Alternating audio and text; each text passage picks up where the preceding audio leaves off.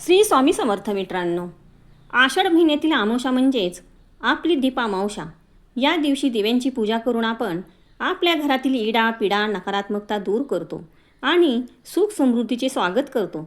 पण तुम्हाला माहिती आहे का, या विशेष तिथीला केलेले काही साधे तोडगे तुमच्या आयुष्यातील अडचणी कायमच्या दूर करू शकतात. विशेषतः घरातील लहान मुलांना वारंवार लागणारी नजर, त्यांचे चिडचिड करणे किंवा आजारी पडणे, मुलांच्या शिक्षणातील अडथळे, तसेच पितृदोषाची तीव्रता देखील कमी होते. यावर या दिवशी केलेले उपाय अमृत ठरतात. त्यासाठी काही विशेष प्रभावी उपाय तोडगे जाणून घेणार आहोत. याला आषाढ अमावस्या देखील म्हणतात. या दिवशी दीपपूजनाला देखील मोठे महत्त्व आहे. तसेच या दिवशी लहान मुलांना कणकीच्या दिव्यांनी ओवाळण्याची देखील पद्धत आहे. आषाढ अमावस्येला दीपपूजनाचं मोठं महत्त्व. लहान मुलांना कणकीच्या दिव्यांनी का ओवाळतात, पूजनाची योग्य पद्धत, महत्त्व, परंपरा, हे सर्व काही आपण ह्या व्हिडिओमध्ये स्टेप बाय स्टेप जाणून घेणार आहोत. चला तर मग व्हिडिओला सुरुवात करूया. पण त्या अगोदर नवीन असाल तर आपल्या चॅनलला लाईक, शेअर आणि सबस्क्राईब मात्र नक्की करा आणि आमच्यासोबत राहा. मित्रांनो, श्रावण महिना अवघ्या काही दिवसांवर आला आहे. मात्र त्यापूर्वी अमावस्या येते, जी हिंदू धर्मात अत्यंत महत्त्वाची तिथी मानली जाते. महाराष्ट्रात पंचांगानुसार ही आषाढ महिन्याची शेवटची तिथी असून या दिवसानंतर श्रावण महिन्याची सुरुवात होते. त्यामुळे आषाढ अमावस्या ही केवळ अमावस्या नसून श्रावणाच्या स्वागताची पूर्वतयारी, पितृस्मरण, दीपपूजन आणि आध्यात्मिक साधनेचा दिवस म्हणून ओळखला जातो. ही अमावस्या सुरू होते 11 ऑगस्ट रात्री 1:53 आणि समाप्त होत आहे 12 ऑगस्ट रात्री 11:06. आषाढ अमावस्या ही पितृपूजन, दान, दीपपूजन आणि आध्यात्मिक साधनेसाठी महत्त्वाची तिथी मानली जाते. धार्मिक मान्यतेनुसार या दिवशी श्रद्धेने केलेले पूजन आणि सत्कर्म विशेष पुण्यदायी मानलं जातं. धार्मिक श्रद्धेनुसार दीप म्हणजे अंधारावर प्रकाशाचा विजय. दीपपूजन केल्याने घरातील नकारात्मकता दूर होऊन सुख, शांती आणि समृद्धीचे आगमन होते. तसेच श्रावण महिन्याच्या स्वागतापूर्वी घर आणि देवघरात मंगलमय वातावरण निर्माण करण्यासाठी ही परंपरा पाळली जाते. प्रथम आपण दीप अमावस्येला लहान मुलांना कणकेच्या दिव्यांनी का बरं ओवाळतात हे पाहूया. महाराष्ट्रात आषाढ अमावस्या म्हणजेच दीप अमावस्येच्या दिवशी लहान मुलांना कणकेच्या दिव्यांनी ओवाळण्याची एक जुनी आणि लोकप्रिय परंपरा आहे. ही प्रथा मुख्यतः धार्मिक श्रद्धा, कौटुंबिक मंगल कामना आणि मुलांच्या आरोग्याच्या प्रार्थनेशी जोडलेली आहे. धार्मिक श्रद्धेनुसार दीप अमावस्येला कणकेच्या दिव्यांनी मुलांना ओवाळणे म्हणजे त्यांच्या आयुष्यामध्ये अंधार दूर होऊन ज्ञान, आरोग्य, सुख आणि समृद्धीचा प्रकाश कायम राहावा अशी प्रार्थना केली जाते. आता आपण कणकीच्या दिव्यांनी ओवाळण्याची पद्धत कशी आहे ते थोडक्यात पाहूया. लोकपरंपरेनुसार या दिवशी गव्हाच्या कणकेचे छोटे दिवे तयार केले जातात. हे दिवे कुठे कुठे गोड देखील केले जातात. त्यात तूप किंवा तेल घालून कापसाची वात लावली जाते. दिवा प्रज्वलित करून मुलांना 3 किंवा 5 वेळा ओवाळले जाते. त्यानंतर मुलांच्या कपाळावर हळद कुंकू लावून गोड पदार्थ दिले जातात आणि आशीर्वाद दिला जातो. मुलांच्या दीर्घायुष्याची प्रार्थना केली जाते. कणकीच्या दिव्यांनी मुलांना ओवाळल्याने त्यांच्यावर देवी देवतांची कृपा राहते. त्यांना निरोगी आयुष्य, दीर्घायुष्य आणि सुख समृद्धी लाभते. नकारात्मक शक्तीपासून संरक्षण होते. ओवाळण्याच्या विधीमुळे मुलांवरील वाईट नजर, नकारात्मकता, ऊर्जा आणि अशुभ प्रभाव दूर होतात. तो दिवा म्हणजे अन्न आणि प्रकाशाचे प्रतीक. कणिक हे अन्नाचे तर दिवा ज्ञान, तेज आणि सकारात्मकतेचे प्रतीक. कणकेचा दिवा तयार करून त्यात तूप किंवा तेलाचा दिवा लावून मुलांना ओवाळणे म्हणजे त्यांच्या जीवनात अन्न, आरोग्य आणि प्रकाश कायम राहावा अशी मंगल कामना आपल्या मुलांसाठी अवश्य करावी. दीप अमावस्येनंतर श्रावण महिन्याची सुरुवात होते. त्यामुळे या दिवशी मुलांचे औक्षण करून त्यांच्या उज्ज्वल भविष्यासाठी परमेश्वराजवळ आशीर्वाद मागावेत. नंतर घरातील ज्येष्ठ मंडळींनी लहान मुलांना ओवाळून झाल्यानंतर त्यांना गोड पदार्थ खाऊ दिले जातात. यामुळे कुटुंबातील प्रेम, आपुलकी आणि संस्कार पुढील पिढीपर्यंत पोहोचतात. यामुळे मुलांच्या सर्व अडचणी दूर देखील होतात. मुलांचे प्रोत्साहन वाढते आणि आपली मुलं निरोगी राहतात. आता आपण आषाढ अमावस्येला दीपपूजन कसे करावे हे थोडक्यात पाहूया. आपल्या हिंदू परंपरेत या दिवशी घरातील दिव्यांची पूजा करून त्यांच्याप्रती कृतज्ञता व्यक्त केली जाते. दिवा हा ज्ञान, तेज, समृद्धी आणि सकारात्मक ऊर्जेचे प्रतीक मानलं जातं. धार्मिक श्रद्धेनुसार दीप म्हणजे अंधारावर प्रकाशाचा विजय. दीपपूजन केल्याने घरातील नकारात्मकता दूर होऊन सुख, शांती आणि समृद्धीचे आगमन होते. तसेच श्रावण महिन्याच्या स्वागतापूर्वी घर आणि देवघरात मंगलमय वातावरण निर्माण करण्यासाठीही परंपरा पाळली जाते. त्यासाठी दिवे स्वच्छ करा. घरातील पितळ, तांबे, चांदी किंवा मातीचे दिवे स्वच्छ धुवून पुसून घ्यावेत. शक्य असल्यास चिंच, लिंबू किंवा धातू स्वच्छ करण्याच्या पारंपरिक पद्धतीने दिवे स्वच्छ करावेत. पाटावर स्वच्छ वस्त्र अंथरून त्यावर दिवे ठेवावेत. दिव्यांना हळद, कुंकू, अक्षता आणि फुले वाहावीत. दिवा प्रज्वलित करावा. तुपाचा किंवा तिळाच्या तेलाचा दिवा लावावा. कापसाची वात वापरावी. दिवा लावल्यानंतर ही प्रार्थना म्हणावी: शुभम करोती कल्याणम आरोग्यम धनसंपदा शत्रुबुद्धी विनाशाय दीपज्योती नमस्तुते. दीपज्योती परब्रह्म दीपज्योती जनार्दन दीपो हरतु मे पापम दीपज्योती नमस्तुते. हा श्लोक ही म्हणून आरती करावी. प्रथम भगवान गणेश, माता लक्ष्मी, भगवान शिव किंवा आपल्या कुलदेवताची आरती करावी. दीपाची प्रदक्षिणा घालावी. जर येत नसेल तर आपण स्वतःभोवतीच एक प्रदक्षिणा घालावी आणि मनापासून नमस्कार करावा आणि मग नंतर दिव्यांना नैवेद्य अर्पण करावा.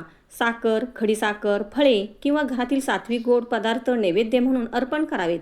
हे झाले आपले दीपपूजन. आता आपण मूळ विषयाकडे वळूयात. बघा, अमावस्येच्या दिवशी नकारात्मकता दूर करण्यासाठी प्रथम अमावस्येच्या संध्याकाळी घराचे मुख्य प्रवेशद्वार स्वच्छ धुवून घ्यावे. कणकीचे दिवे, मातीचे दिवे 2 तयार करावेत.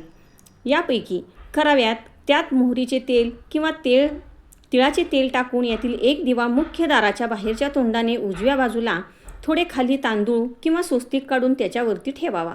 त्या दिव्याचे तोंड उत्तरेला किंवा पूर्वेला करावे. पूर्वेचा दिवा प्रज्वलित करताना मनात प्रार्थना करावी की घरातील सर्व अलक्ष्मी, गरिबी आणि वाईट शक्ती बाहेर निघून जावोत. माझे घर सुख, समृद्धी, धनधान्याने भरून जाऊ देत. माझ्या घरामध्ये लक्ष्मीने हसत हसत प्रवेश करू देत. एवढी प्रार्थना करून दिव्याला श्रद्धेने नमस्कार करावा. आता दुसरा दिवा घ्यावायचा आहे. तो तयार करताना त्याच्यामध्ये कणिक, गूळ, पाणी, हळद, तूप या दिव्यासाठी मीठ वापरायचे नाही. हे पीठ मळून त्याचा दिवा तयार करावायचा आहे. आपण हा दिवा लावल्याने यमदेवांची आपल्यावर कृपादृष्टी लाभून अकाली मृत्यू टळतो. तसेच पितृदोष दूर होऊन पितरांचा विशेष आशीर्वाद देखील प्राप्त होतो. दक्षिण ही यम आणि पितरांची दिशा. या दिशेला दिवा लावल्याने यमसदनी जाणाऱ्या पितरांना प्रकाशाची वाट मिळते. त्यामुळे आपल्या घरातील अडचणी, मुलांच्या अडचणी, पितृदोष या सर्व प्रश्नांचे निरसन होते. या कणकेच्या दिव्यात साजूक तूप किंवा तिळाचे तेल घालून कापसाची वात लावावी. दीप अमावस्येच्या सायंकाळी घराच्या बाहेर किंवा गॅलरीत दक्षिणेकडे तोंड करून हा दिवा एका पात्रावर किंवा तांदळावर ठेवावा आणि मनोभावे नमस्कार करावा. आता आपण आपल्या वंशाच्या तोडग्याविषयी पाहूया.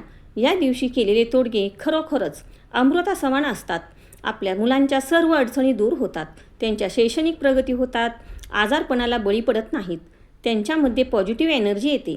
त्यांच्यापासून नकारात्मकता देखील दूर राहते.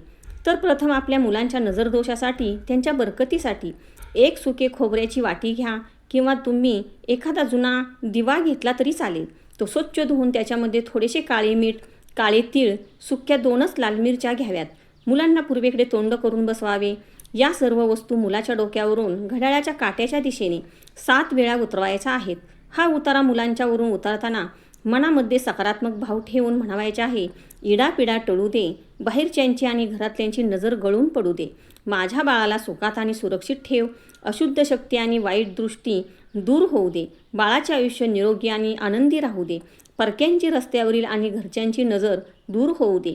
बाळाला लागलेली इडापिडा बाहेर चालती होऊ दे. सगळे वाईट दोष या मीठा मोहरीसोबत जळून जाऊ देत. माझ्या मुलाचे सर्व संकटापासून रक्षण होऊ देत. असे म्हणून तो उतारा घराच्या बाहेरच्या दिशेने घेऊन जावा.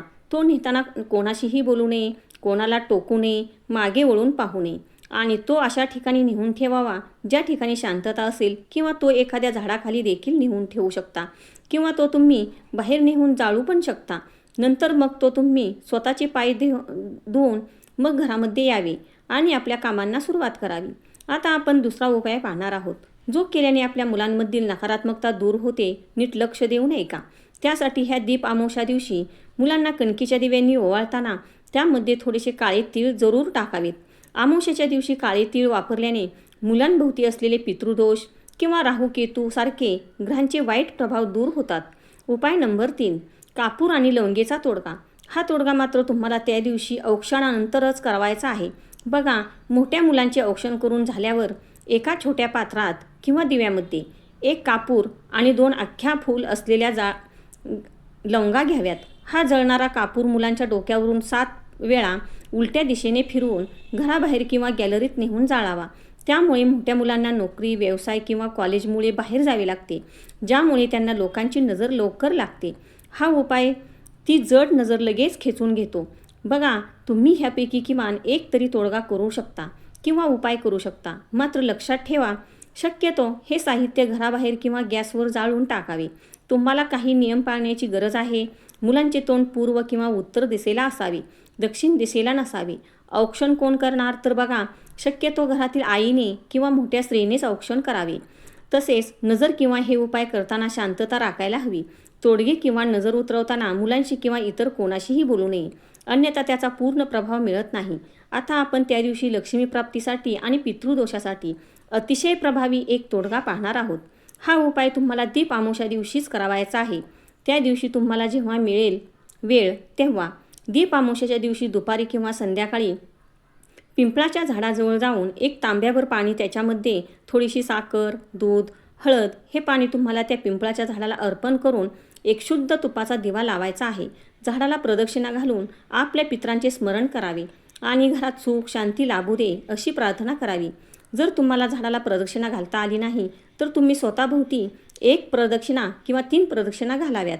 आपण मुलांवरून उतरलेले उतारे जर तुम्हाला बाहेर नेता आले नाहीत तर तुम्ही तुमच्या बाल्कनीमध्ये सुद्धा ठेवू शकता. हे उतारे आपण अग्नीच्या मार्फत विसर्जित केले तर ते निसर्गात विलीन होतात आणि आपल्या मुलांवरची वाईट नजर, नकारात्मकतासुद्धा नष्ट होते. जर कोणाची मुले बाहेरगावी असतील तर हे तोडगे तुम्ही त्यांच्या फोटोला ओवाळून देखील करू शकता.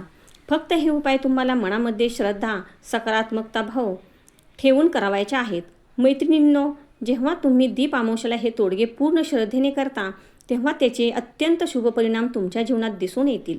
मुलांचे आरोग्य सुधारेल, मुलांची नजर उतरवल्यामुळे त्यांची चिडचिड थांबेल, त्यांना शांत झोप लागेल आणि आरोग्यामध्ये सकारात्मक बदल दिसेल.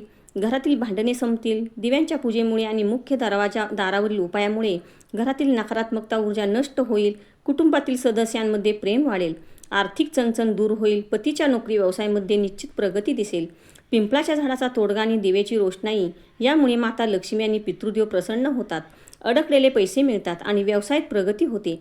मनात भीती वाटणे, नैराश्य येणे या गोष्टी दूर होऊन आत्मविश्वासात वाढ होते. ही दीप अमावस्या नुसती दिव्यांची पूजा करून साजरी करू नका, तर हे छोटे पण प्रभावी तोडगे करून आपल्या कुटुंबाला सुरक्षित करा. निसर्गाने आणि आपल्या पूर्वजांनी दिलेले हे ज्ञान अतिशय मोलाचे आहे. तुम्हाला हा व्हिडिओ कसा वाटला मला कमेंटमध्ये नक्की सांगा. जर माहिती आवडली असेल तर नक्कीच व्हिडिओला लाईक करा, तुमच्या मित्रपरिवारासोबत शेअर करा आणि आपल्या चॅनलला नक्की सबस्क्राईब करायला विसरू नका. दिव्यांचा हा प्रकाश तुमच्या आयुष्यात कायम आनंद घेऊन येवो हीच प्रार्थना.